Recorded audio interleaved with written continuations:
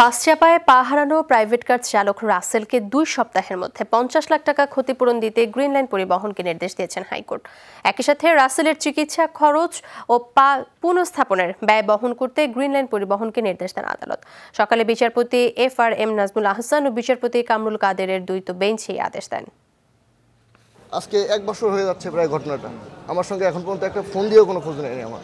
গত বছরের 28 April green line পরিবহনের একটি বাস রাজধানীর ধোলাইপাড়ে প্রাইভেট কারকে ধাক্কা দেয়। চালক রাসেল এর প্রতিবাদ জানালে বাস চালক তার পায়ের উপর দিয়ে চালিয়ে যায়।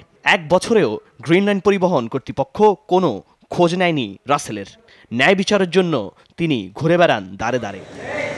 শেষে আশ্রয় নেন উচ্চ আদালতের। পা হারানো রাসেলকে 2 সপ্তাহের মধ্যে 50 লাখ টাকা ক্ষতিপূরণ দিতে গ্রিন লাইন পরিবহনকে নির্দেশ দিয়েছে হাইকোর্ট।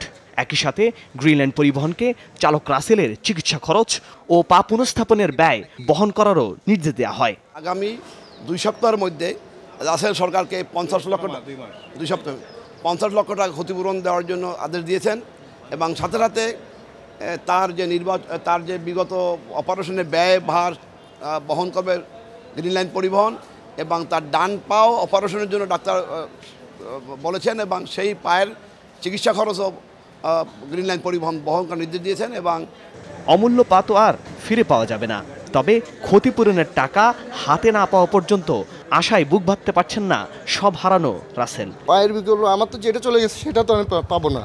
পুরোটা দিলে বা সরকার যদি একটু বিবেক বিবেচনা করে দিত, আমার এদিকে অলরেডি 20 লাখের মতো চলে গেছে। আমার কোম্পানি থেকে লোন নেওয়া, এটা আমি যেখানে জব করতাম সেখান থেকে লোন নেওয়া, আমাকে লোন দিচ্ছে তারা। আমার এখন পর্যন্ত আমার কোনো কর্ম নাই, আমাকে কেউ ড্রাইভিং চাকরিও দিতে চায় না এই অবস্থা। আগামী 28 এপ্রিল এই মামলার পরবর্তী শুনানির দিন ধার্য করেন আদালত। ইব্রাহিম খলিল, যমুনা নিউজ, ঢাকা।